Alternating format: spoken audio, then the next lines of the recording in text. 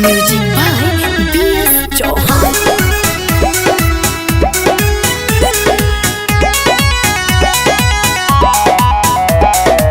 लागता की चीज हमार लागल तहरा मुँह है भइल बाड़ू पागल खाली खोज तारू है।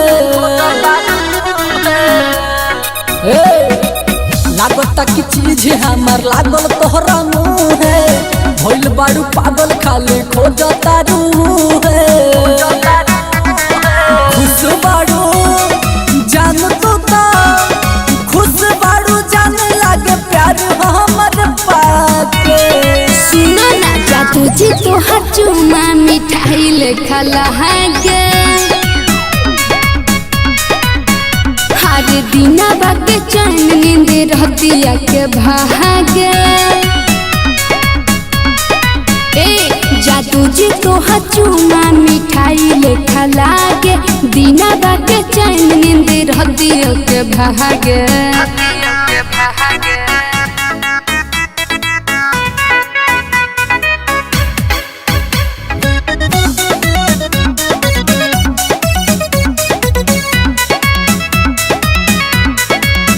कबल रहबू हमारा लगे ना ख्याल करलू जहाँ भइल के तना देरी खाली पाजा में धरलू। रहल जहला नाऊ मेरे बहाबू तोहरे खातिर बादिला बहाबे कहाबू बुझला। नैना से ना बन चलावो नैना से ना बन चलावो आगे हमारा आगे। जा तुझे तो चुमा मिठाई लेखा लहागे हर दिना बाटे चैन नींद रहतिया के भागे। जा तुझे तो चुमा मिठाई लेखा लागे दिना बाटे चैन नींद रहतिया के भागे। स्टूडियो आकिंतो म्यूजिक बाय बीएस चौहान।